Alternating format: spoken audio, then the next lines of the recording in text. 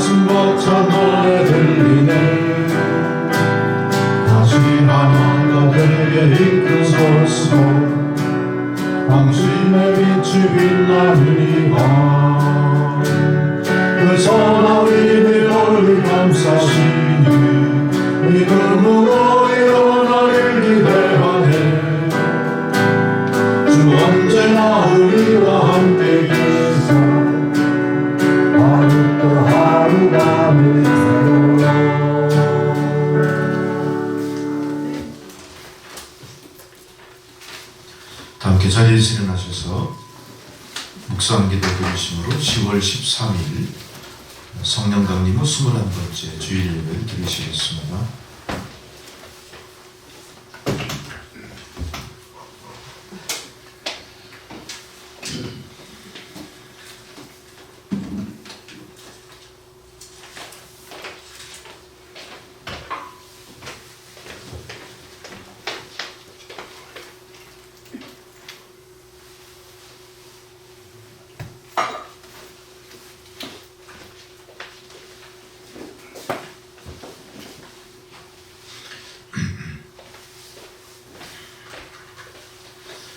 땅과 거기에 충만한 것과 세계와 그 가운데 사는 자들은 다 여호와의 것이로다.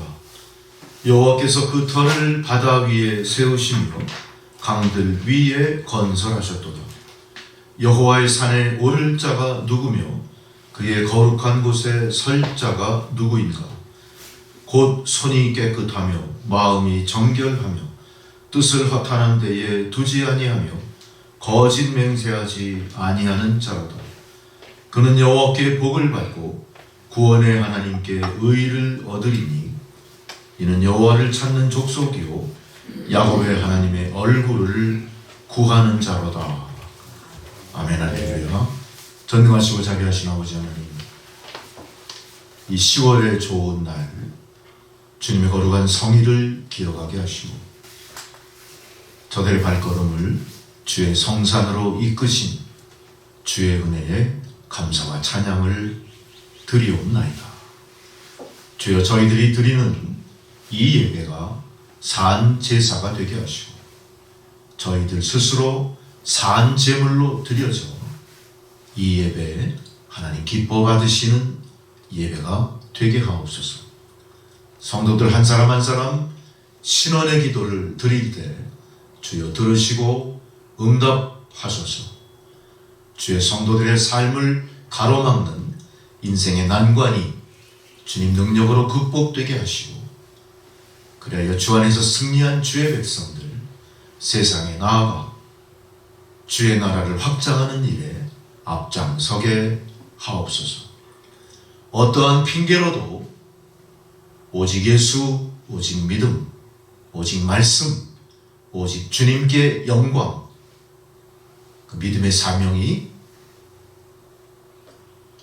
가로막히지 않도록, 그 빛을 가리우지 않도록 일사각오하는 믿음을 성도들에게 허락하시고 고난과 시련으로 점철된 세상을 지키는 파수되어 마지막 보루인 그리스도의 몸된 교회가 그 시대의 사명을 잘 감당할 수 있도록 주의 임재 가운데 주님 천군 천사로 이 거룩한 장소를 지키어 주시옵소서.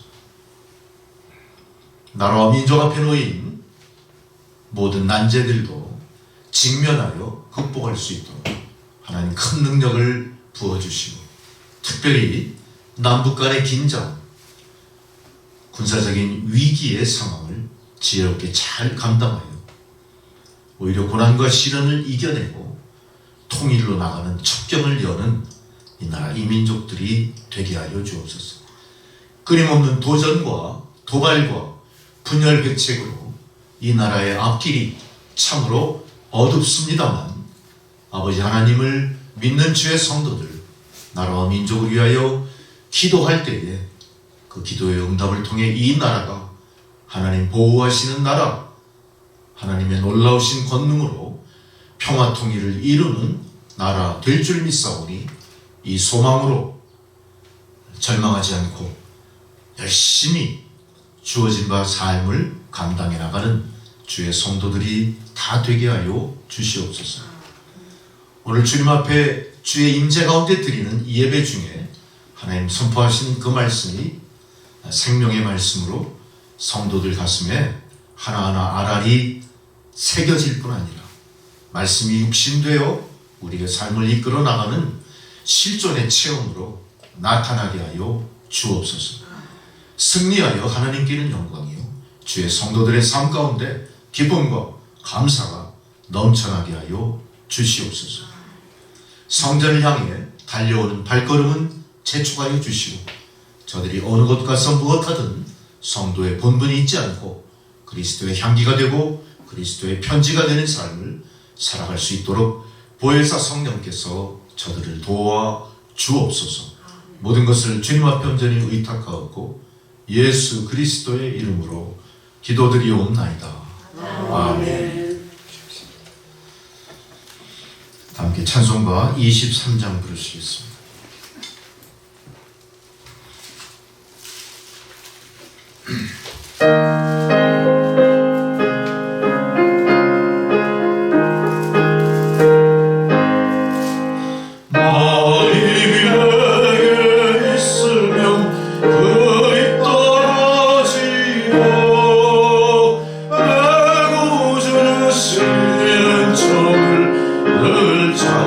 장성하겠네.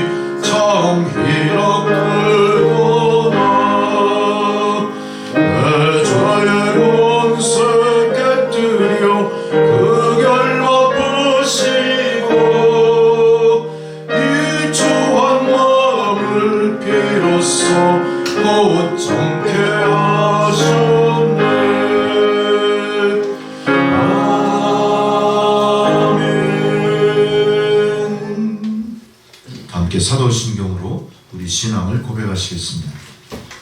나는 전능하신 아버지 하나님 천지의 창조주를 믿습니다. 나는 그의 유일하신 아들 우리 주 예수 그리스도를 믿습니다.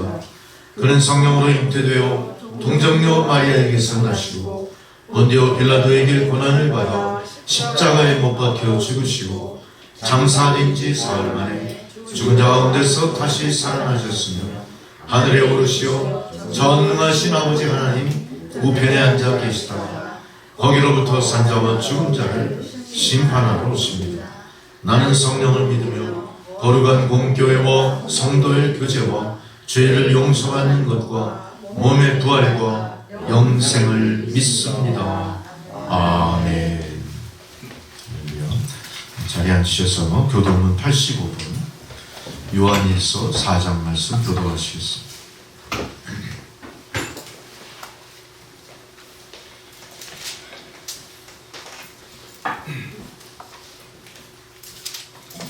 사랑하는 자들아, 우리가 서로 사랑하자. 사랑은 하나님께 속한 것이니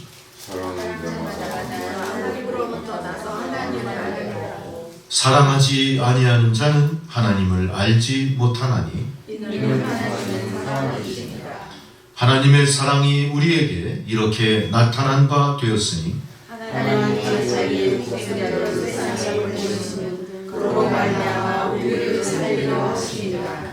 사랑은 여기 있으니 우리가 하나님을 사랑한 것이 아니요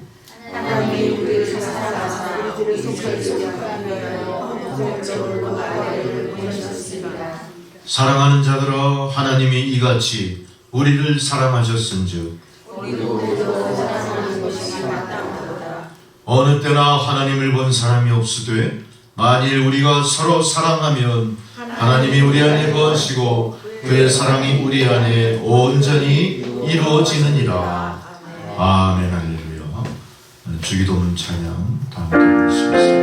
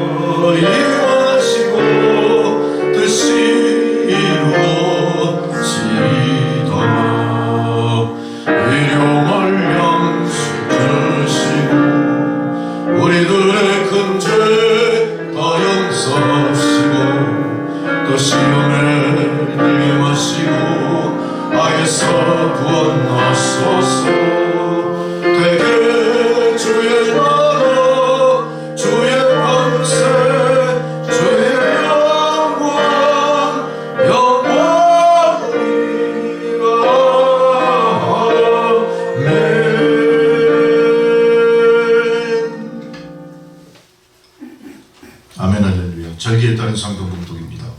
첫 번째 공독 구약성경 아모스 5장 6절로 7절 10절로 15절 말씀. 구약성경 1280년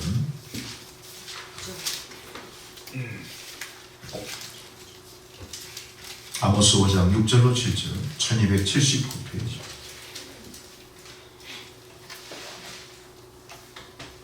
너희는 여호와를 찾으라. 그리하면 살리라. 그렇지 않으면 그가 불같이 요셉의 집에 임하여 멸하시리니 베델에서 그 불들을 끌 자가 없으리라.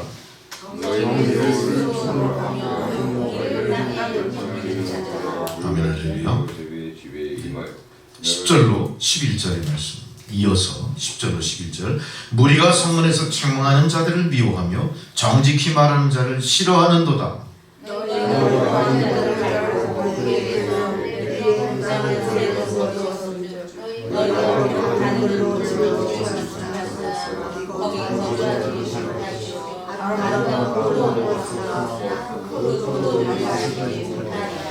너희의 허물이 많고 죄악이 무거움을 내가 아노라. 너희는 의인을 학대하며 뇌물을 받고 성문에서 가난한 자를 억울하게 하는 자로다.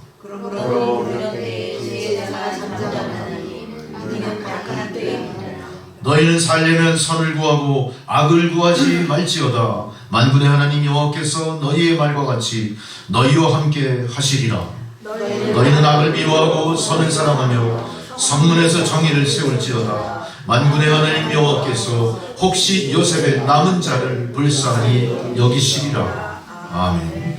두 번째 사도서관 봉독입니다. 히브리서 4장 12절로 16절. 히브리서 4장 12절로 16절. 하나님의 말씀은 살아있고 활력이 있어 좌우의 날선 어떤 검보다도 예리하여 혼과 영과 및 관절과 골수를 찔러 쪼개기까지 하며 또 마음의 생각과 뜻을 판단하나니.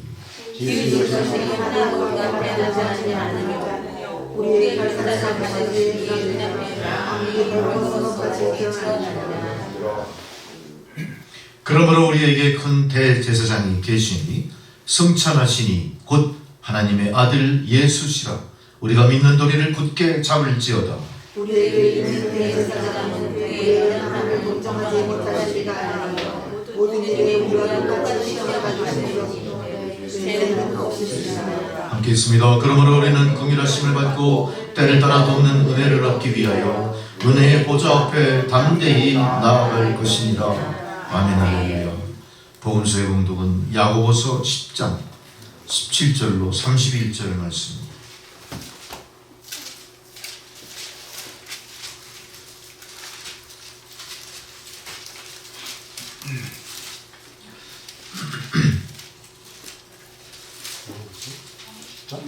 야고보서가 아닌가? 야고보서 10장이 아닌가? 10장이 없는데요? 아이고 참. 오장 쳤죠. 예.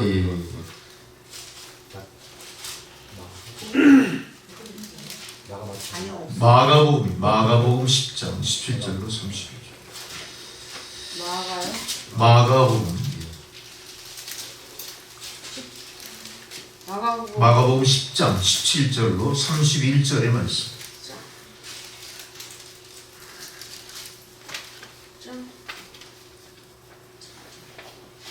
예수께서 길에 나가실새 한 사람이 달려와서 꿇어앉아 묻자오되 선한 선생님이여 내가 무엇을 하여야 영생을 얻으리까?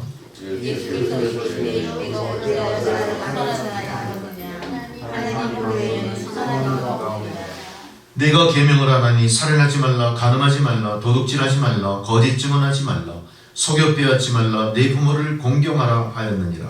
그가 여쭤보되 이것은 내가 어려서부터 다 지켜나가리라.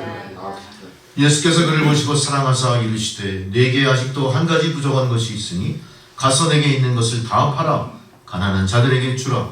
그리하면 하늘에서 보화가 내게 있으리라. 그리고 와서 나를 따르라 하시니 그 사람은 내게 많은 거이 말씀을 가지고 예수께서 둘러보시고 제자들에게 이르시되 재물이 있는 자는 하나님의 나라에 들어가기가 심히 어렵도다 하시니 제자들이 그 말씀에 놀라는 예수께서 대답하여 이르시되 하나님의 나라에 들어가기가 어려운 낙타가 바늘귀로 나가는 것이 부자가 하나님의 나라에 들어가는 것보다 쉬우니라 하시니 제자들이 그렇지 누가 무엇을 얻을 수 있느냐. 예수께서 그들을 보시며 이르시되 사람으로는 할 수 없으되 하나님으로는 그렇게 아니하니 하나님으로는 다 하실 수 있느니라.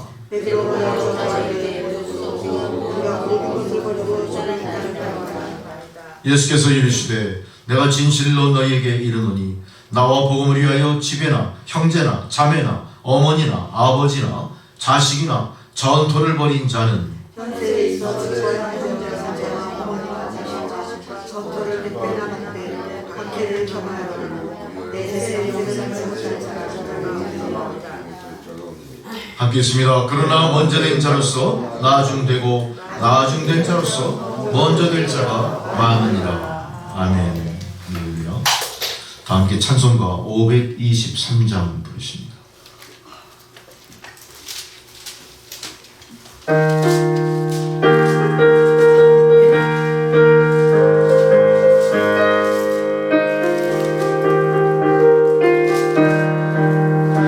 어둠 저녁 길에서 목자 없는 양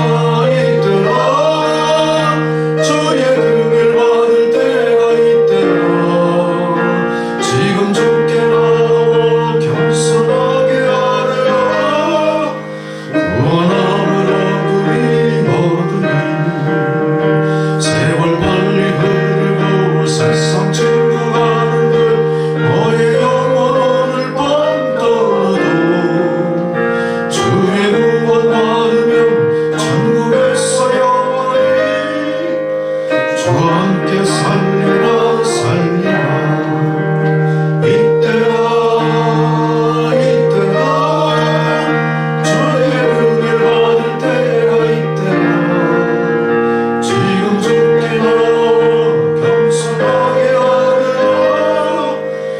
구원함을 얻으리 아멘 할렐루야. 주님께서 저희들에게 주시는 생명의 말씀입니다. 빌립보서 3장 12절에서 14절의 말씀입니다.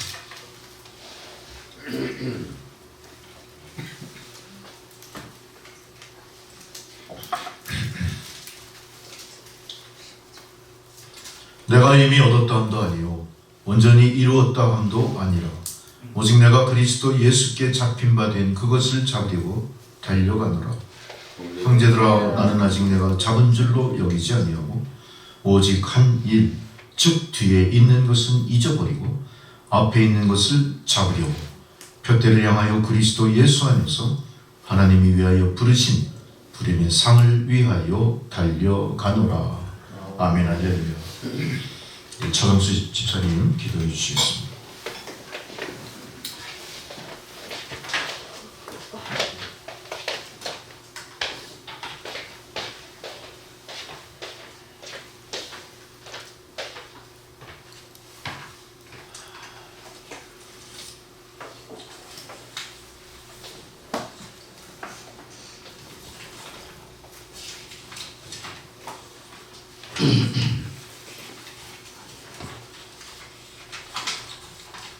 다 같이 기도드리겠습니다.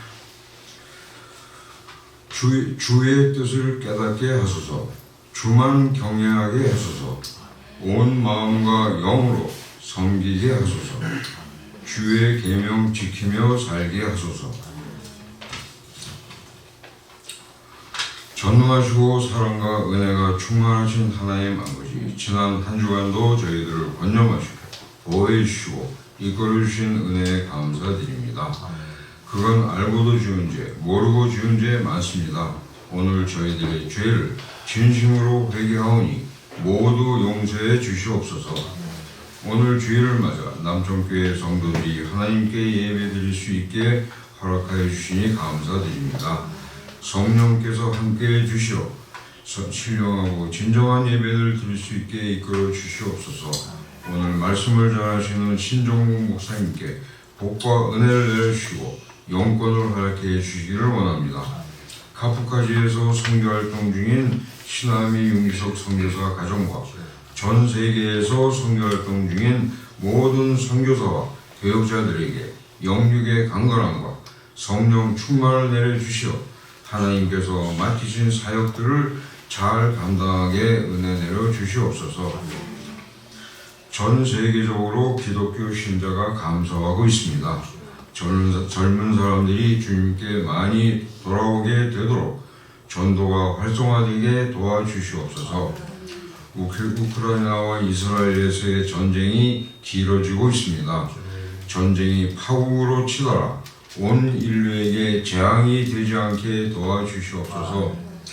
북한이 남한에 대하여 점점 더 적대적으로 행동하고 있습니다.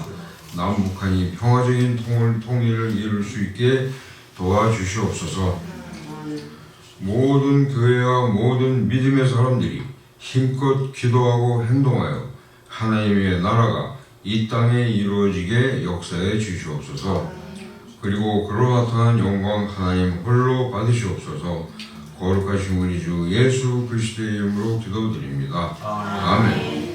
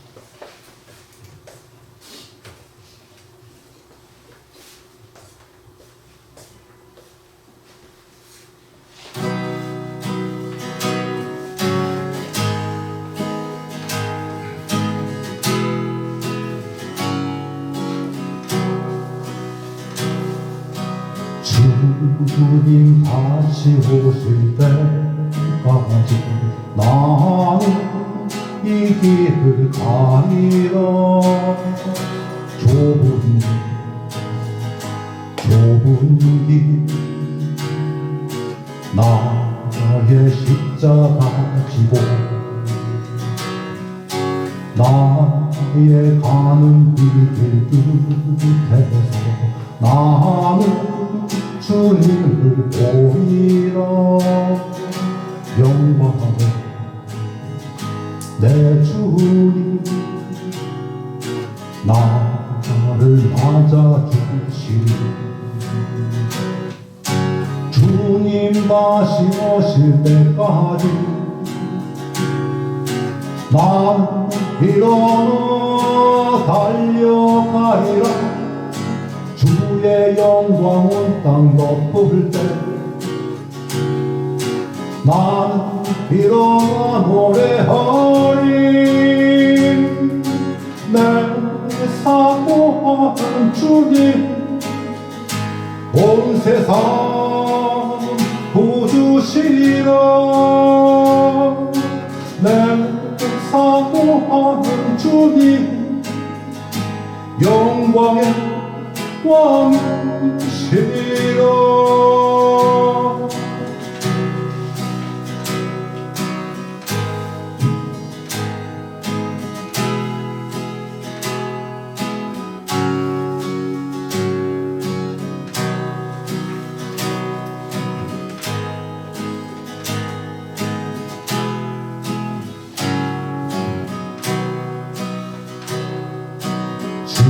주님 다시 오실 때까지 나는 이 길을 가리라. 좁은 길 나의 십자가 지고 나의 가는 길 끝에서 나는 주님을 보리라. 영광의 내 주님 나를 맞아주시니. 주님 다시 오실 때까지 나는 일어나 달려가리라. 주의 영광 온 땅 덮을 때 난 일어나 노래하리. 내 사모하는 주님 온 세상 구주시라. 내 사모하는 주님 영광의 왕이시리라. 내 사모하는 주님 온 세상 구주시라. 내 사모하는 주님 영광의 왕이시리라.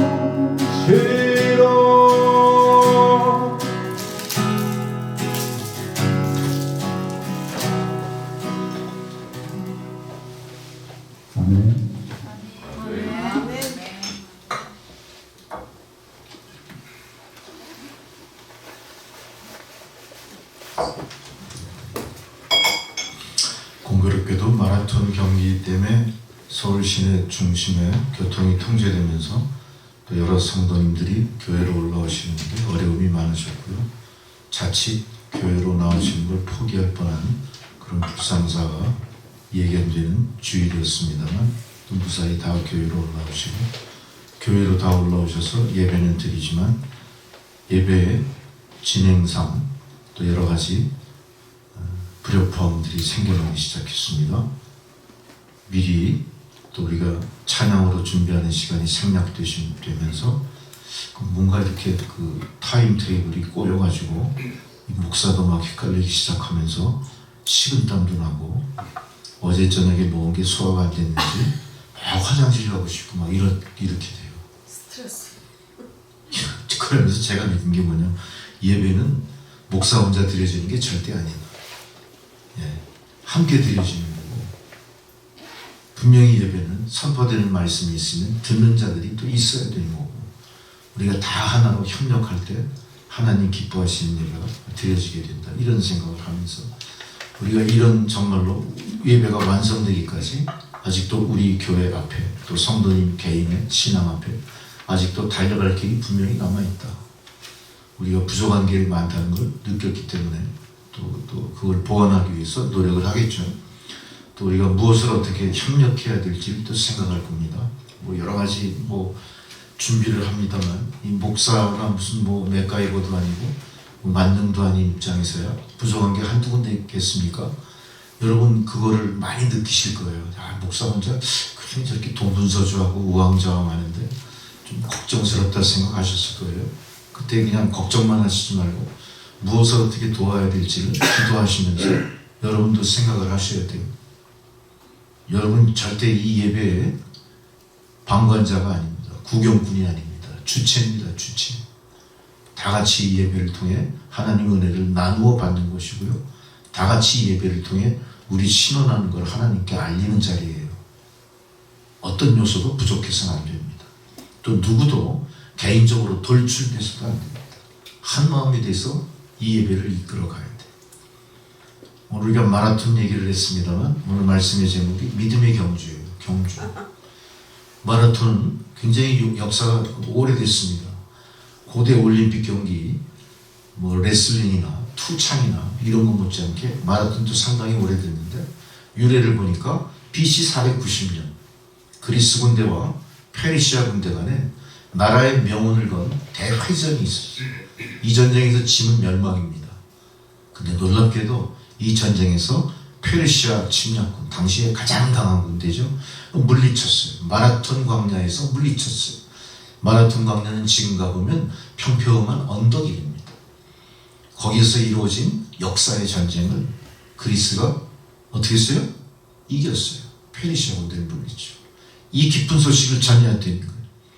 당시 그리스의 가장 중심 도시 아테네 시민들에게 이 기쁜 소식을 전하기 위해서 이 병사가 몇 리를 뛰어갑니까? 100리를 뛰어갑니다. 100리. 지금은 41.195km 그러지만 하약한 100리를 뛰어갑니다. 100리 길이면 얼마나 먼 길이겠습니까? 헐떡거리고 뛰어가서 마지막 숨이 넘어가기 직전에 아테네 시민들이여, 우리가 승리했습니다 외치고 그 자리에서 털푸덕 넘어져 숨이 끊어졌어요. 이 병사는 100리를 달려 어떻게 했습니까? 자기 할 바를 다 하고 죽었어요. 참 얼마나 대단합니까? 사람들은 이 병사의 죽음을 기리기 위해서 그 달려온 거리에서 그 이후부터 달리기 경주를 시작하면 이게 마라톤 경기가 됐답니다. 이 마라톤 경기의 우승자는 왕의 왕관 면류관을 쓰겠지만 이 마라톤의 승자는 뭘 써요? 월계수로 엮은 월계관을 씁니다. 이 월계관은 뭡니까? 모든 운동선수들이 바라는 최고의 영광. 이 월계관은 누구만 써요? 마라톤 우승자만 씁니다. 그 마라톤 평야에서 죽었던 그 병사를 기리기 위해서 한 사람에게만 이 면류관을 이 월계관을 씌워준다. 그래서 헬라 시대나 로마 시대 계속 이어져서 그 당시에 인구의 회자되는 주관심사, 더더욱이 인간의 어떤 육체의 능력을 시험하는 일이 있을 때마다 사람들은 뭘 생각합니까? 마라톤을 기억합니다. 마라톤. 그래서 신약 성경에도 엄청나게 마라톤, 이 달리기에 대한 이야기가 많이 나와요. 고린도전서 9장 24절 운동장에서 다름질하는 자들이 다 달아날지라도 상 받는 자는 누구예요? 하나다. 너희들 왜 그거 알지 못하냐? 우리들도 다 같이 달리기 하지만 누구예요? 선착순 1등만 상 받는다. 우리는 이 1등을 해서 다름질하지 않느냐. 고린도전서 9장 26절에 보니까 그러므로 내가 다름질을 하기를 향방 없는 것 같이 아니하고 싸우기를 허공을 치는 것 같지 아니한다. 뭐예요? 달리기가 무작정 달려도 됩니까? 어떻게 해야 돼요? 달리기. 전략이 있어요. 전략. 여러분, 하나의 마라톤 선수들이요, 한 경기에 나가서 승패를 좌우할 만한 이 경쟁을 벌일 때는요 1년 전부터 할 거야. 아마 평생을 자기 모든 걸 관리해야 마라톤 선수가 될 수 있는. 먹는 거 관리해야 되고 100리길을 다 구분해가지고 자기 그 신체의 특성에 맞게 스피드를 다 조절을 해요. 페이스를 어떻게 해야 될까? 각 거리마다 누가 있어요? 코치가 있고 격려해주는 응원하는 사람이 있고 또 중간중간에 이 선수의 신체 조건에 맞게 조제된 음료, 이 선수의 에너지 소비에 맞게 공급되는 특별한 조제된 영양식 이런 거 다 준비. 연습 중에도 어떻게 합니까? 놀랐어요. 난 마라톤이 이렇게 정밀한 운동인지 몰랐어. 그 사람이 체질량을 다 검사해요. 심폐 활동 다 검사해요. 산소 포화도를 그때마다 검사해요. 이 사람이 제일 페이스를 유지할 수 있는 제일 좋은 속도는 얼마냐? 그 속도를 어떻게 유지하기 위해서 이 사람의 신체 중에 붉은색 근육은 몇 프로를 만들고 흰색 근육은 어떻게 만들고 이것까지 정밀 분석을 해가지고 지금은 어떻게 돼? 100리를 뛰는데 사람이 뛰는데 그 시간이 2시간 10분. 지금 2시간 10분 돼도 깨졌어요. 어마어마한 겁니다. 100m를 11초대에 달리는 달리기로 얼마를 뛰어요? 40km를 뛰어야 돼요. 100m를 10분. 그래서 황영주 선수가 그랬어요. 죽을 것 같이 자기는 어려웠대. 모든 순간순간 그 연습이 너무 어려웠대. 훈련하는 과정까지. 자기가 그걸 뛸 때마다 후회를 했다니까. 죽을 것 같다. 내가 왜 이 운동을 선택했냐. 그렇지만 어떻게 해요? 그 일을 끝까지 참고 견딘 향방 없이 달려간 게 아니에요. 다 계획하고 열심히 달려간 한 사람이 상을 받아서 황영조 선수는 어떻게 됐습니까? 바르셀로나 올림픽 때 별 감동도 없으십니다. 금메달을 땄죠. 금메달 땄죠 그때. 네. 금메달 땄죠. 대단했었지.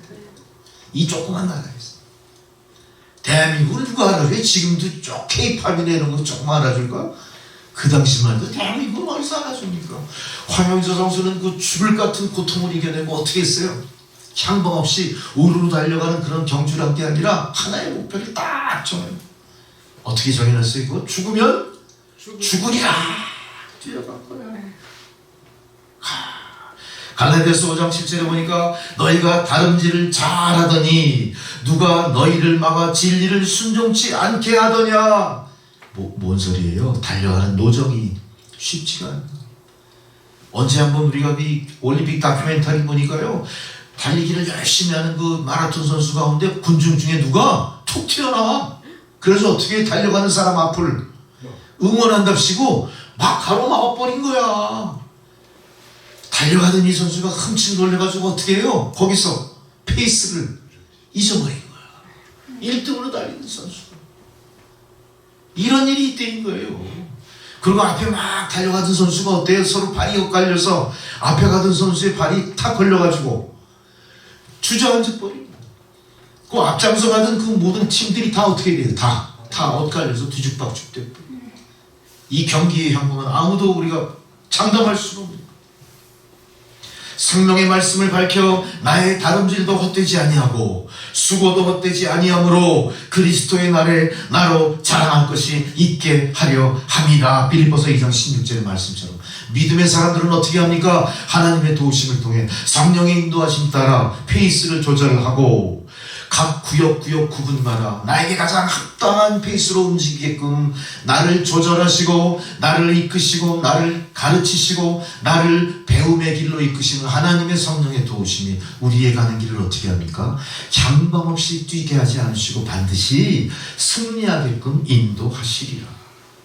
우리의 신앙생활이 달리기 같은 이유가 여기입니다.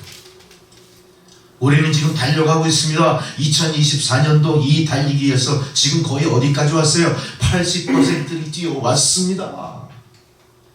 이제는 여기서 주저앉을 수도 없어요. 뒤돌아갈 수도 없어요. 어떻게 해야 됩니까? 남은 20%를 최선을 다해 1등이든 2등이든 꼴등이든 어떻게 해요? 나의 이 경주를 마무리하셔야 돼요. 이제는 내 힘으로 할 수가 없습니다.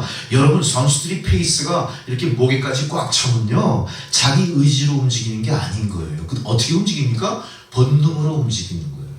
자기의 근육이나 자기의 모든 신체 조건이 기억한 대로 움직여지는 건데, 훈련을 열심히 한 선수들은 그렇게 안 되는 겁니다.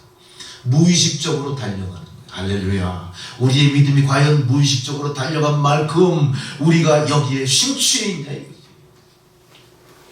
우리가 다른 이 경기를 포기하지 않고 달려갈 만큼 나는 죽었고 내 안에 주님은 살아계시다, 이 믿음으로 주님을 믿으면서 무의식적으로라도 우리는 달리기를 하고 있느냐 이거. 우리는 수시로 포기하고 싶어요. 너무나 많은 그런 걸림돌들이 우리 주변에 있어요. 불쑥 튀어나온 군중이 가는 길을 가로막아 페이스를 흐트러뜨리지 않나. 중간중간 보급되는 그 물을 내가 갈증 속에 먹으려고 하면 어떻게 해? 나와 경쟁하던 선수가요, 어떤 그 다큐멘터리 그거 찍힌 거 보니까 뺏어가 버려요. 야, 못된 선수도 많더라고요.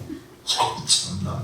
아니 이렇게 그 코스 중간중간에 테이블을 놓고 물을 쫙 놔뒀잖아요. 한 선수가 와서 자기가 한 병 들고 가는 게 아니라 다 쓸어버리고 가더라고. 이런.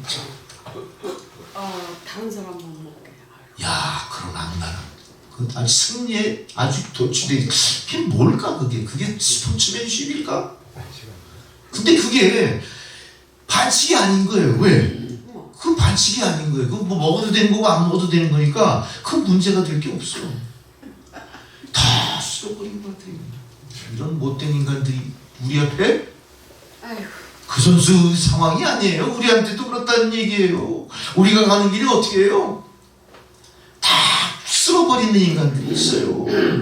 우리가 가는 길이 어때요? 다리를 뻗어가지고 꼬꾸라지게 만들어요. 그때 우리 어떡합니까? 우리? 그래도 무의식적으로 달려가요. 넘어져도 다시 일어나 달려가야 돼. 우리가 그 사람한테 뒤에 대고 야, 이 못된 놈아, 그럴 시간도 없어. 네?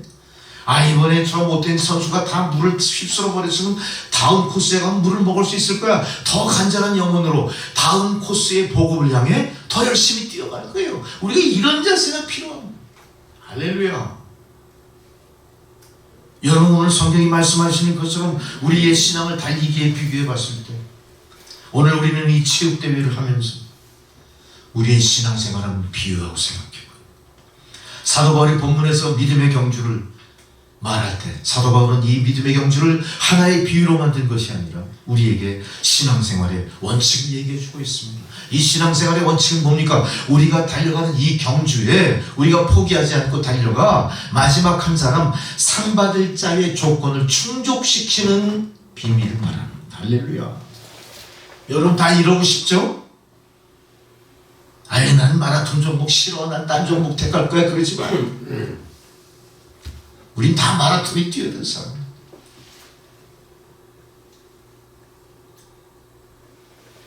아, 난 마라톤 싫어, 그냥 단거리 100m 경주 할 거야. 그럼 좋겠죠? 100m 후딱 뛰고 1, 2, 3등 다 나오잖아요. 다들 그러고 싶죠? 그럼 빨리 죽는 거야, 빨리. 제발 12절에 보십시오. 쫓아간다. 당연히 쫓아가는 게 아닙니다. 앞사람의 뒤꿈치를 보고 뛰어내는 게 아닙니다. 내가 갖고 있는 힘을 다해서, 능력을 다해서, 준비된 대로 내가 연습한 모든 걸 최선을 다해 달려간다는 뜻이에요. 막연히 쫓아가지 마십시오. 막연히 저 권사님 신앙 쫓아가지 마십시오. 막연히 저 장로의 신앙 쫓아가지 마십시오. 쫓아가되 어떻게 쫓아가야 돼요? 최선을 다해서. 최선을 다해서. 막연히 쫓아가서 이룰 게 아무것도 없습니다. 과연 내가 이 쫓아가는 일에 최선을 다하는지 곰곰이 잘 생각해 보십시오. 고린도전서 9장 24절에 운동장에서 다름질하는 자들이 다 달아날지라도 오직 상을 얻는 자는 하나뿐이 없다는 걸 알지 않느냐, 그렇게 얘기하십니다. 우리가 기왕 이 마라톤 선수로 출전했다면 반드시 뛰어서 승리하는 길을 우리가 찾아 나가야 됩니다. 열심히 다름질하십시오. 또 상 받기 위해 목표를 확실히 정하고 열심히 뛰어가시는 여러분 되셔야 될 줄 믿습니다. 여러분, 우리나라 가끔 그 신문기사나 이런 거 관심이 있으신 분들은요, 또 우리나라 국방이라든가 현실에 대해서 관심이 있으신 분들은 우리나라 K방산 이런 게 있어요.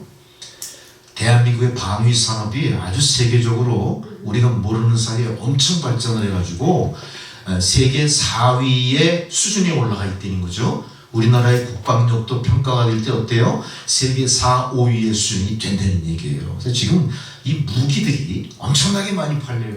무기들이 많이 팔리는 게 하나님 입장에서는 반기실만한 일일지 어쩔지 모르겠습니다만 어쨌든 우리나라의 이 중공업이 이 방위산업과 연결되면서 엄청나게 발전이 됐다는 건 사실이에요. 아마 이건 모름지기 우리나라 경제에도 굉장히 많은 활력이 되고 기반을 든든히 닦는 그런 일이 될 줄로 믿습니다. 이렇게 모든 우리나라가 현재의 놀라운 중공업으로 선진국의 대열에 끼기까지에는 그 전에 3, 40년대, 70년대 초반 박정희 대통령이 중공업을 표방하고 우리나라 산업을 재편하고 일으킬 당시의 열정으로 나온 열매들이 있다는 것을 우리가 잊어먹어서는 안 돼요. 그 당시에 대우중공업, 그 대우중공업이 지금 아주 유명한 세계적인 그 방위 산업에 아주 중요한 역할을 감당하고 있는데 15살 묵은 소년 가장이 기술 배워 먹고 살겠다. 학교에 들어가지 않았어요. 그 당시엔 그런 분들 많았어요. 너 기술 배워야 먹고 사니까 기술 배워라.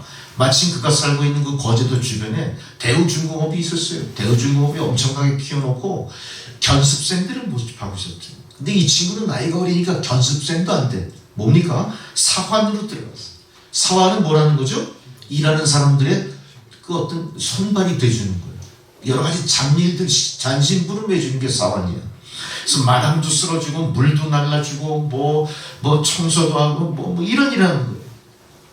이런 사람이 놀랍게도 20년 후에 우리나라에서 가장 유명한 장영질 상이라고 하는 발명특허 대상 5번 받았고요. 대통령 표창 4번 받았고요. 1992년도에는 초정밀 가공 분야 명장이 됐습니다. 초정밀 가공 분야라는 게 뭐예요? 바로 지금 가장 정밀한 유도 폭탄, 원자탄 이런 최고도로 정밀한 물건을 만드는 기초 기술, 이 초정밀 기술로 명장이 된 사람. 이 사람은 우리나라에서 중공업 분야, 무슨 정밀 가공 분야에 가장 많은 상을 받은 명장이 됐어요. 입사 당시에는 사원으로 입사했던 사람. 경병과 실랑이를 벌이면서 잡일에만 전념했던 사람이 이게 놀랍게도 대한민국 최고의 명장이 됐던 거예요. 이 사람은 사원으로 입사해서 매일 5시에 출근합니다. 정식 출근 시간이 8시인데 3시간 전에 나와서 뭐 해야 되죠? 다 공장 바닥을 쓸어야 돼요. 모든 기계를 다 기름걸레로 닦아가지고 가동 준비를 시켜놔야 돼. 이런 일부터 시작합니다. 제일 먼저 나갔어요. 근데 놀랍게도 사장님이, 자, 회사에서 사장님은 책임감이 제일 크시겠죠? 우연히 일찌감치 공장을 둘러보러 나왔다가 이 소년을 만나요. 이 소년이 너무나 열심히 혼자서 큰 공장을 두루다니면서 청소하고 기계를 닦는 모습을 멀리서 이렇게 숨어서 보다가 너무 감동을 받아요. 그래서 물어봤어요. 너 뭐 이렇게 열심히 하냐? 너 저 마당이나 쓸고 저 출근 준비나 시키면 되는 거지 왜 이렇게 열심히 하지? 너 이 기계를 만질 줄 알아? 너 이게 만지게 누가 허락했어? 이렇게 물어보고. 아유 죄송합니다 사장님.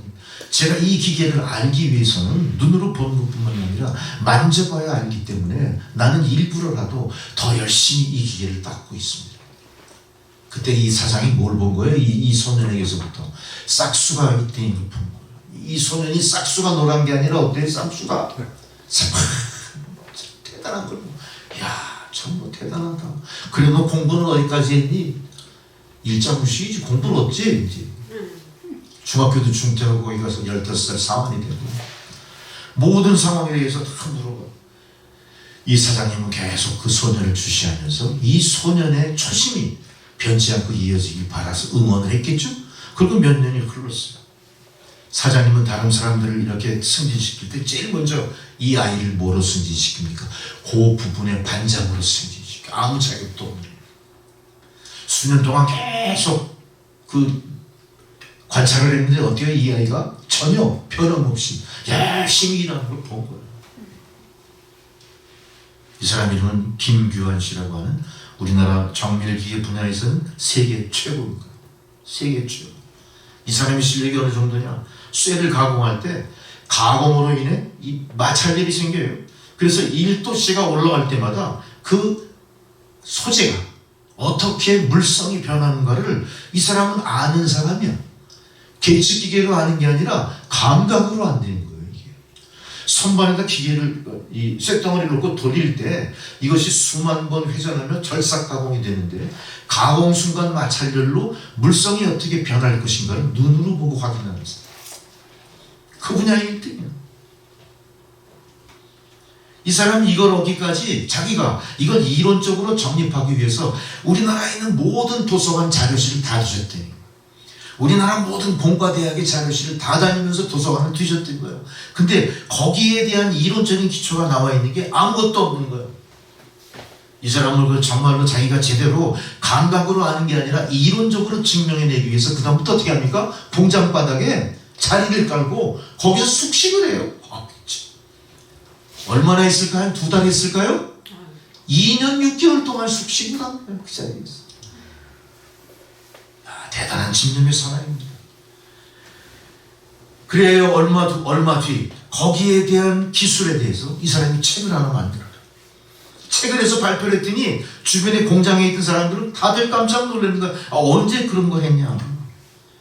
이때 그 담당 부서 우리나라 중공업 분야를 관할하는 국가기관의 공무원들이 이 사람을 찾아요. 회사는 깜짝 놀라는 거예요. 그 국가 공무원들이 왜 찾아왔냐.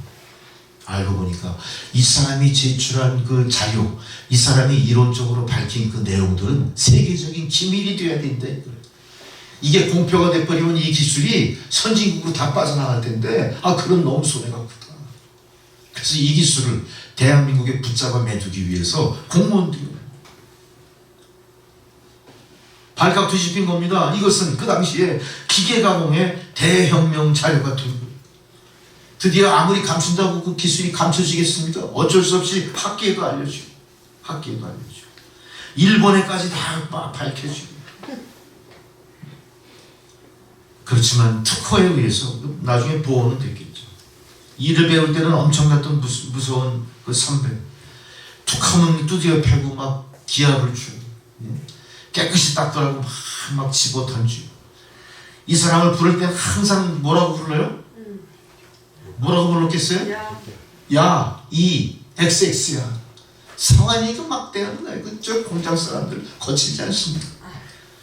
이 사람이 드디어 논문을 발표하고 그 기술이 어떤 기술인가 밝혀지니까 사람 어떻게 되죠? 호칭이 달라지네. 그 무서웠던 선배들이 이제는 야 XX에서 김군, 김선생님, 부장님, 공장장님, 부사장님 막 바뀌네. 실력이 좋은 아무도 함부로 하지 못하는. 이 사람은 얼마나 기술 습득에 그 아주 그냥 완전히 혼을 다하는 사람이냐면요. 이 사람이 일하는 도중에 이제 컴퓨터가 개발이 돼가지고 컴퓨터로 수치가 제어된 CNC 기술 이런 게 이제 공장으로 막 들어오기 시작해요. 컴퓨터를 정확히 알지 못하면 이게 기계를 다루기 어렵게 되니까 이 사람은 어떻게 합니까? 컴퓨터를 이제 그 다음부터 분석하기 시작해요. 근데 이 사람은 맨날 기계를 뭐로 닦은 사람이죠? 기름걸레로. 기계 닦으면서 기계 분석하는 사람이잖아요. 이 사람이 기름걸레로 공장에 들어온 컴퓨터를 닦은 거야. 컴퓨터 본체를 열어가지고 기름으로 닦은 거야. 기름으로 닦으면서 하나하나 칩이 어떻게 생기고 이것이 어떻게 물려서 돌아가는지 원리를 분석하기 위해서 뭔 짓을 했어요? 기름걸레로 잘 닦으면 그 컴퓨터가 어떻게 됐어요? 바로 먹통이 됐죠. 공장이 난리가 난 겁니다. 이거 그 비싼 컴퓨터를 들여왔는데 이 명장이 다 망가뜨려버립니다. 사람들은 막 비웃습니다. 네가 그 기술이 좀 얼마나 좋으냐. 이 무식한 거 제대로 배우지 못했으니까 결국 그 모양 그 꼴이야. 갑자기 존경하던 그 코칭들이 또 다시 원위치돼. 그런데 이 사람은 굴하지 않아요. 거기서 컴퓨터를 배웁니다. 컴퓨터를 배우면서 자기가 다 배우고 외국어, 특별히 외국어에 대한 걸 아직 지식이 없잖아요. 배우지 못했습니다. 단어 하나하나를 자기 작업장뿐만 아니라 자기 하수기까지 다 붙여놔요. 컴퓨터에 관계된 모든 단어를 다 붙여가면서 눈만 뜨면 외우는 거야. 눈만 뜨면. 이 사람은 어떻게 하는 거야? 자기 직업이 있어서 마라톤 뛰는 100m 달리기 선수에 만족하지 않는 거야. 마라톤을 뛰는 거야. 사무실 책상에도 다 붙여놔. 하나의 문장을 제대로 외우기 위해서 1년이 걸려도 좋아. 마라톤이에요, 마라톤. 꾸준히 최선을 다한 겁니다. 어떻게 했어요? 드디어 이 사람이 기계만 다 다룰 줄 아는 명장이 된 게 아니라 이제는 그 기계와 연관된 컴퓨터에 있어서도 타의 추종을 불허할 선두주자가 된 거야. 여러분, 이렇게 되는 겁니다. 우리 많이 배웠다고 자랑하면요, 어느덧 거북이한테 따라잡히는 토끼가 꼴입니다. 마라톤은 어떻게 뛰어야 돼요? 토끼처럼 뛰어가시려고 하지 마시고 이 거북이처럼 가셔야 돼요. 거북이처럼 가실 때 어떻게 가죠? 최선을 다하여 가라. 아이, 나는 뭐 준비된 게 없어. 나는 태어날 때부터 가난해. 나는 배운 게 없어. 별볼 일 없어. 시기를 놓쳤어. 이러면 안 돼요. 어떻게 하셔야 됩니까? 나는 도전하리라. 나는 끝까지 달려가리라. 우리 신앙생활 이렇게 하셔야 됩니다. 힘들지 않고 적당히 신앙생활하려고 하지 마십시오. 기왕에 우리가 이 신앙의 경주에 뛰어들었다면 마지막 최후의 월경안을 쓰기까지 최선을 다해 경주하시는 여러분 되셔야 됩니다. 그래야 우리가 승리자가 될 수 있고, 일자무식인 이 분이 바로 대우정밀, 오늘날 대한민국 방위산업의 가장 핵심 기술을 만들어 놓은 원조로 추앙받는 대한민국 최고의 기술자가 됐던 것처럼 우리도 드디어 목적한 것을 달성하여 하나님께는 영광이요 내 삶 속에는 기쁨이 넘쳐나는 삶을 살게 될 줄 믿습니다. 여러분, 최선을 다해 쫓아가셔야 됩니다. 두 번째로 13절에 보면 뒤에 있는 것을 잊어버리라. 이렇게 뒤에 있는 것을 잊어버리라. 경주에서 승리하려면요, 과거에 얽매이면 안 돼요. 과거의 패배의식에 젖었으면 안 됩니다. 우리는 그저 앞을 보고 달려가는 겁니다. 뒤를 돌아보지 마십시오. 뒤를 돌아봤자 그 뒤를 돌아보는 행위는 나의 발뒤꿈치를 붙잡는 것뿐이 안 됩니다. 우리는 과거에 연연할 이유가 없어요. 과거에 내가 아무리 높고 위대한 존재였다 한들 중요한 건 지금 현재의 나의 위치입니다. 나라는 존재감인 겁니다. 여러분, 과거에 얽매이지 마십시오. 과거는 나를 위해서 아무것도 해주는 게 없이 오히려 앞으로 날아가는 추진력만 갉아먹을 뿐이에요. 운동하면서 실수했을 때 그때 나는 이렇게 했어야 하는데 그렇게 후회하는 것이 아니라 내가 왜 잘못됐는지에 대해서 분석하고 다시 실수를 반복하지 않기 위해 앞을 보고 달려가는 여러분 되셔야 됩니다. 과거에 슬펐고 괴로웠던 추억 다 내려놓으십시오. 현재의 삶을 슬프게 하고 괴롭게 만들 뿐 그거는 우리에게 아무 도움이 되지 않습니다. 그것은 오히려 우리의 삐뚤어지고 부정적인 인격을 형성하는 데 도움이 됐을 뿐 우리가 앞으로 향상하고 나가는 데에는 좀처럼 추진력이 되지 않습니다. 과거에 내가 어떤 모습이었든 다 지워버리고 현재와 장래를 향해 열심히 달려가시는 여러분 되셔야 될 줄 믿습니다. 요셉은 야곱의 11번째 아들로 태어났죠. 아버지 사랑을 다 독차지하는 총애를 받았습니다. 그걸로 인해 형들에게 미움을 받아 애굽의 노예로 팔려가죠. 여러 가지 어려운 시험을 많이 겪습니다만 그때마다 어떻게 했습니까? 이 사람은 과거에 얽매이지 않고 과거의 원한을 다 용서하고 앞만 생각하면서 나갔던 거예요. 애굽의 총리가 되는 겁니다. 드디어 자기를 팔아먹은 형들을 만나게 되죠. 쌀을 구하려 애굽에 간 그 형들을 만나는 겁니다. 과거의 문제를 전혀 들추지 않아요. 아무것도 내색하지 않고 형들을 모두 다 용서해주고 앞을 보고 나가는 겁니다. 과거의 잘못을 잊어버리고 용서해주면 어떻게 되겠습니까?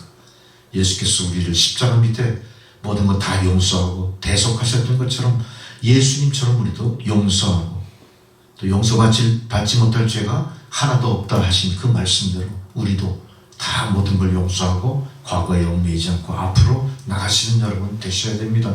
그렇게 할 때 우리는 야곱의 11번째 아들로 태어난 요셉처럼 승리하는 길을 살아갈 수 있다는 생각을 하게 됩니다.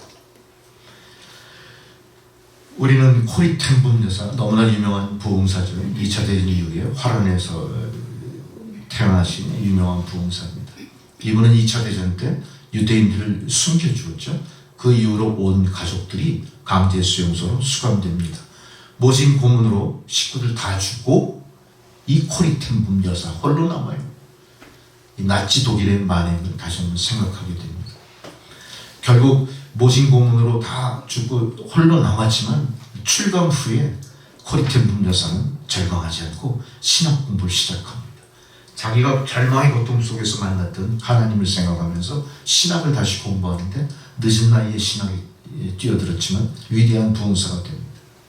그리고 어느 날 그의 마음속에 주님의 음성이 들려오죠. 독일로 가서 복음을 전하라.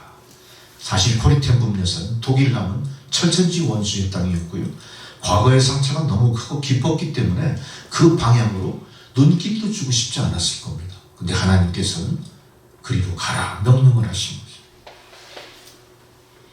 자기 가족을 모두 다 죽이고 못 살게 한 독일은 절대 가기를 원치 않았지만 주님께서 너의 원수의 나라에 가서 나의 용서와 사랑을 전하라.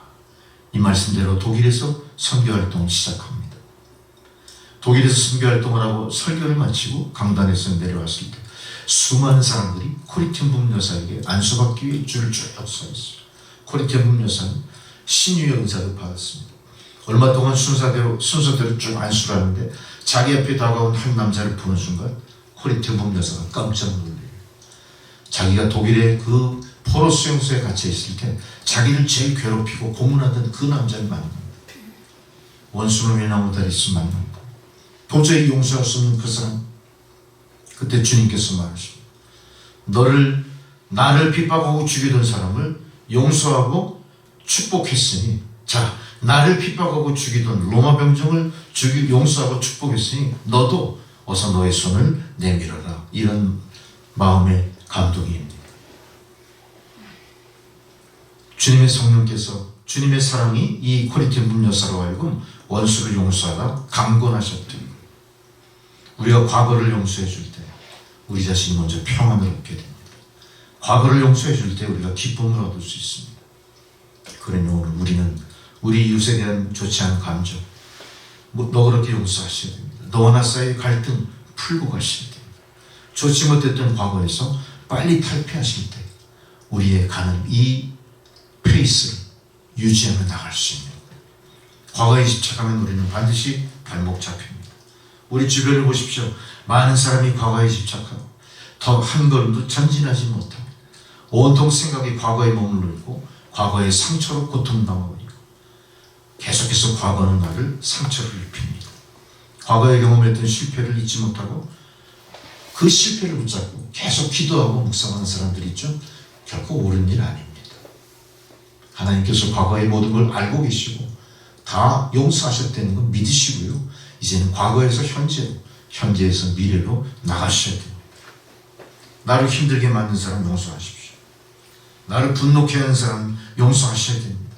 인생의 마라톤에서, 믿음의 경주에서 승리하길 원하신다면 여러분 먼저 여러분의 과거, 어두운 모든 흔적을 지워버리시기 바랍니다. 용서하시기 바랍니다. 그 관계가 해소될 때 앞으로 나갈 수 있습니다. 마지막 세 번째로 14절에 바울은 표대를 향하여, 표대가 뭡니까? 꼬린 지점이에요. 목표예요.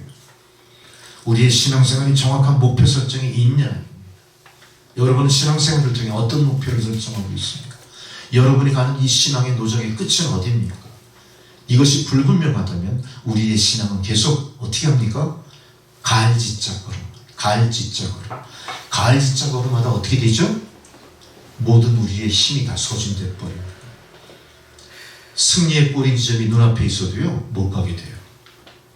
지금 이 순간 가을짓자걸음 멈추시고 정확한 신앙의 목표를 정하십시오.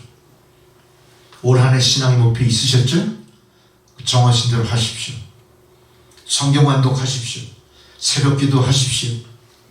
자녀를 위해 기도하시고 나라와 민족을 위해 기도하시고 내가 성도로서의 본분을 다하기 위해 무엇을 해야 될지 작정한 것들이 있다면 잊어먹지 마시고 포기하지 마시고 다시 여러분 목표에 그것을 끌어내셔야 됩니다.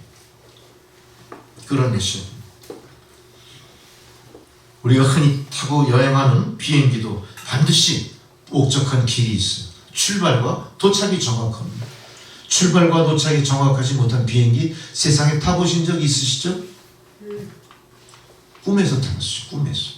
현실에서는 없어요. 모든 비행기는 출발과 도착이 있습니다. 우리 신앙도 마찬가지입니다. 우리는 신앙을 꿈꾸는 게 아닙니다. 우리는 신앙을 살아가는 겁니다. 신앙은 나의 실존입니다. 내가 존재하는 이유입니다. 내가 존재하는 목표입니다. 신앙은요, 그렇게 그림 그리듯 그려지는 게 아니에요. 이미 하나님으로부터 시작과 출발을 명령받은 거예요. 우리는 이 길을 어떻게 하는 겁니까? 알지는 못하지만 하나님이 정하신 길이라 생각하시고 이것이 나의 경주하는 길이다 생각하시고 시작하셨다면 목표까지 어떻게 하셔야 됩니까? 멈춤없이 가셔야 돼요. 이 목표는 내가 설정한 게 아니에요. 성령의 감동으로 하나님이 주신 목표예요. 이 목표가 완성되기까지 우리는 이 여행길을 포기해서는 안 됩니다. 우리는 끊임없이 이 목적지를 향해 가면서 수시로 내가 지금 어디를 가고 있는지를 점검하셔야 돼요. 비행기가 출발해서 도착지까지 갈 동안 어떻게 하겠습니까? 자석에 이끌리듯 비행기가 그렇게 인도받고 가는 거 아닙니다. 끊임없이 항공도에 그려진 노선을 따라 끊임없이 이 비행기의 출력과 고도와 여러 가지 관대사의 여러 가지 그 무선 정보를 통해 안전하게 가는 길을 수시로 체크하면서 가게 됩니다. 할렐루야. 우리 신앙도 마찬가지입니다. 우리는 목적지를 완전히 다 가기까지 어떻게 해야 됩니까? 수시로 우리가 가는 길이 제 길인가를 점검하셔야 돼요. 점검하시면서 끊임없이 이 길을 수정하셔야 돼요. 대폭적인 수정이라기보다는 아마 여러분 컨디션 조절일 겁니다. 감정 조절일 겁니다. 생각보다 하나님이 정해놓으신 이 길은 쉽습니다. 결코 어렵지 않습니다. 내 길은 쉽고 성취할 수 있는 길을 우리에게 주신 거예요. 주님께서. 그러니까 여러분 쉬 절망하지 마시고 이제는 가는 그 길 출발 당시의 마음가짐 잃지 마시고 초심 유지하시면서 계속해서 가고 가셔야 됩니다. 우리는 분명히 보고 달려야 될 분명한 목표가 있습니다. 과정의 어려움을 만날 때도 있지만 그 어려움을 극복할 수 있어야 됩니다. 사도 바울은 목표가 있었지만 12절에 보면 오직 그리스도 예수께 잡힌 바 된 그 길을 따라 쫓아간다. 엄청나게 많은 핍박이 있었어요. 그리스도를 핍박하고 다메섹으로 가던 중 예수를 만나게 되죠. 다메섹 도상에서 예수님께 사로잡히게 됐습니다. 바울은 이방인과 이방 임금들, 이스라엘 자손들 앞에서 예수 그리스도의 이름을 증거하면서 이전과 다른 새로운 모습의 인생을 살게 되죠. 다시 그는 하나님이 정하신 목표로 달려가야겠다는 마음의 결단을 한 겁니다. 바로 바울의 결단이 바로 여러분의 결단과 같은 겁니다. 우리는 바울처럼 우리가 결단한 이 길 포기하지 마시고 계속해서 가셔야 될 거예요. 바울은 이 길을 갈 때 자기가 목표로 삼은 이 길을 완성하기 위해서 옥에도 여러 번 다쳤죠. 수없이 매를 맞았습니다. 가던 배가 파손이 돼서 죽을 뻔했죠. 여러 어려움을 당합니다. 잠도 제대로 못 잤고요.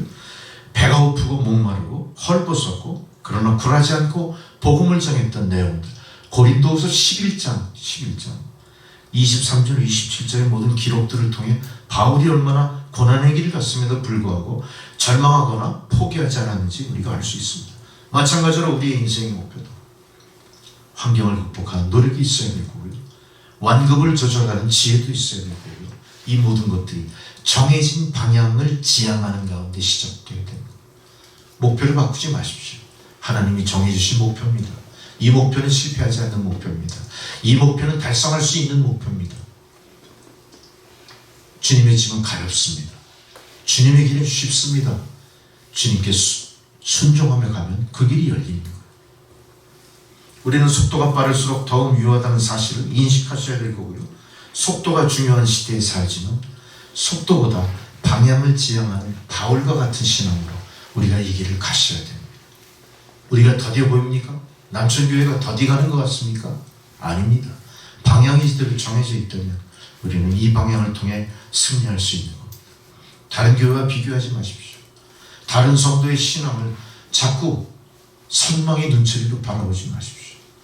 그들은 빨리 갈 수 있습니다. 그러나 빨리 갈 수 있는 위험은 우리는 가급적 피해 가시죠.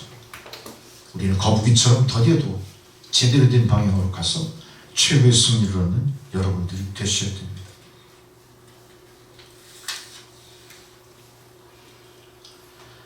우리는 그동안 밤낮 이리 뛰고 저리 뛰고 참 열심히 살았습니다만 지금 와서 생각해보니까 목표가 없는 사람들처럼 혹시 살아가지 않았는가.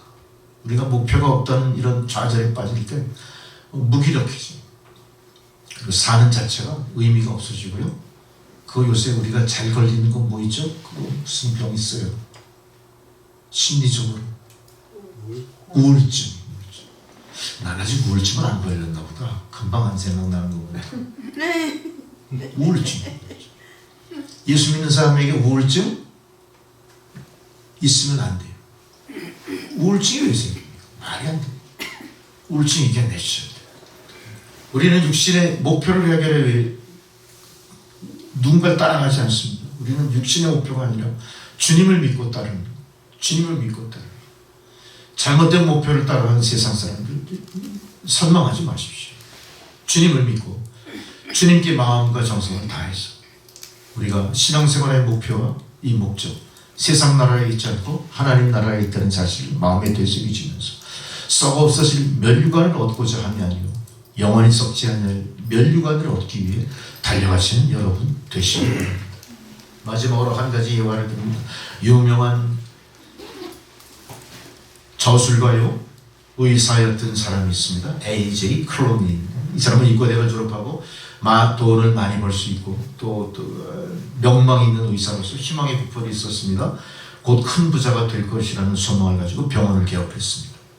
그러나 병원이 마음먹은 대로 그렇게 경영이 안 됐습니다. 돈에 관심을 가질수록 돈은 점점 멀어졌고 나중에는 병원을 유지하기 어려울 만큼 재정적인 문제에 봉착하게 됩니다. A.J. 크롤린은 그래도 예수 믿는 사람이었습니다. 어느 날 하나님께로 조용히 기도하며 주님의 도우심을 요청했을 때 이런 음성이 그 마음속에 들립니다. 크롤린, 내가 돈 벌기를 원한다면 돈을 위해 일하지 말고 대신 너를 찾아오는 환자들에게 건강을 되찾아주고 그로 인해 나의 영광을 위해 일하라. 할렐루야. 크롤린은 그동안 하나님의 나라와 의를 먼저 구하지 않았음을 깨닫고 그 자리에서 회개합니다. 그는 돈을 벌기 위한 목적이 아니라 하나님 영광을 위한 목적으로 열심히 일하고 환자들을 극진히 돌보았습니다. 수많은 환자들이 고침을 받습니다. 결국 그 소문이 온 도시로 퍼져나가면서 수많은 환자들이 구름대같이 몰려들고 자연스럽게 드디어 부와 명예를 얻기 시작하고 저술가로서도 세계적인 유명한 저술가로 자리를 하게 됩니다. 그가 그렇게 번 돈을 가지고 주님을 알지 못하는 사람에게 복음을 증거하는 선교비로 사용합니다. 그러므로 목표를 세우되 하나님을 위한 목표를 여러분 세우셔야 돼요. 할렐루야. 여러분 잘못된 목표는 지금 수정하십시오. 먼저 하나님의 영광, 하나님의 나라와 의를 목표로 세우시고 이제 우리가 할 일은 그 목표를 향해 힘차게 달려가는 것뿐입니다. 여러분 이렇게 달려가시는 저와 여러분 되시기를 주의 이름으로 축원합니다. 할렐루야. 기도하시겠습니다. 전능하시고 자비하신 아버지 하나님, 오늘 믿음으로 의의 목표를 수정하고 달려가는 주의 성도들에게 힘과 지혜, 능력, 믿음의 믿음을 더하여 주옵소서. 예수님의 이름으로 기도드리옵나이다. 아멘. 봉헌송 483장 찬양하십니다.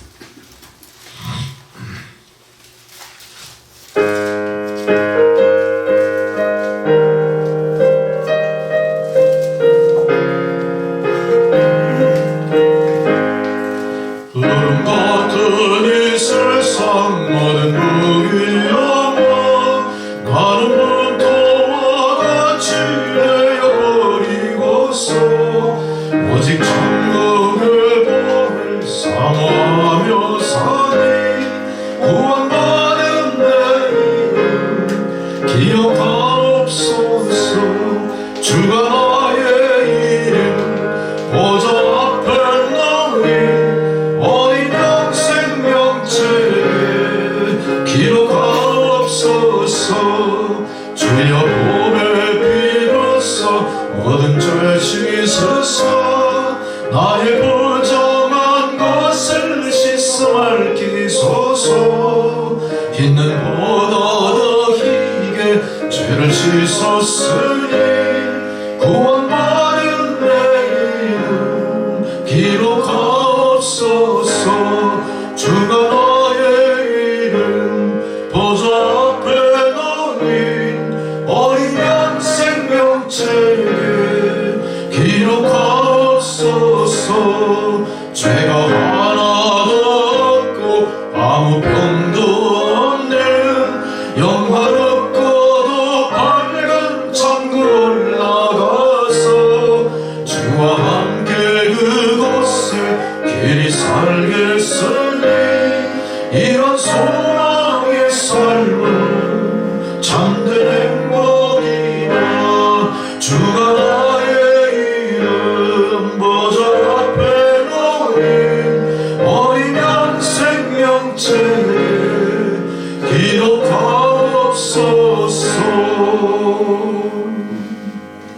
인도하시고 자비하신 아버지 하나님, 오늘 그 지련의 세상 가운데 주님 설정해 주신 목표를 향해 최선을 다해 달려나가는 주의 성도들을 위로하시고 힘주시고 귀한 생명의 말씀으로 각성케 하시고 은혜 내리시며 감사를 드립니다. 감사한 주의 성도들 가는 길 머뭇거리지 않고 뒤돌아보지 않고 주님 십자가 푯대를 향해 열심히 나아갈 수 있도록 큰 믿음을 주옵소서. 하나님 베푸신 은혜의 일단을 거룩하게 성별하여 여러 명목으로 주님 앞에 드린 이 예물이 사용되어지는 곳에 하나님의 영광이 드러나게 하시고 주의 면류관을 쓴 주의 성도들 다 함께 화답하며 주의 성도들을 맞이하는 놀라운 은혜의 역사가 나타나게 하옵소서. 모든 것을 주님 앞에 언제나 위탁하오며 예수님의 이름으로 기도드리옵나이다. 아멘. 교회 소식 잠시 보시겠습니다. 오늘 여러 가지로 우리가 예정된 시간보다 좀 늦게 예배를 진행하면서 저도 좀 당황한 것들이 있었고요. 또 이런 모든 것들을 통해 예배가 얼마나 소중한 것이고 하나님 앞에 드리는 예배가 얼마나 철저히 준비되어야 될지를 저 스스로도 각성하고 또 회개를 하게 되었습니다. 여러 성도님들도 같은 마음이실 줄 믿습니다. 우리가 서로 그 산제사를 위해서는 합력하셔야 됩니다. 작은 일이지만 합력하시는 저 여러분 되시길 바랍니다. 네, 이제 우리가 약속드린 대로 성경 공부 또 여러 가지 교회 내에서 행사 준비를 하고 있습니다. 여러분 또 기도해 주시기 바랍니다. 다 자리에서 일어나셔서 620장 찬양 드리시면서 축도로 예배 마치겠습니다.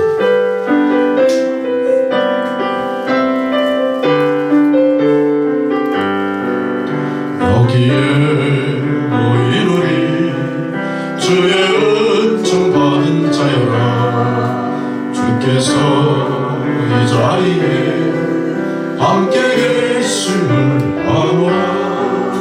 언제나 주님만을 찬양하며 따라가리니 시험을 당할 때도 함께 계심을 믿노라. 이 믿음과 굳세라. 주가 지켜주신다. 어두운 밤에도 주의 밝은 빛 인도하여 주신다. 이제는 우리 구주 예수 그리스도의 은혜와 하나님 아버지의 사랑과 성령의 교통감화 역사하신 그 놀라우신 은혜가 오늘 예배를 통하여 하나님 주신 은혜의 말씀으로 믿음의 목표를 정하고 마지막 십자가 푯대를 향해 최선을 다해 달려가는 주의 성도들 머리머리 위에 그들의 가정과 자녀손들과 하시는 모든 일들 위에 이제로부터 영원토록 함께 하시기를 간절히 축원하옵나이다. 아멘.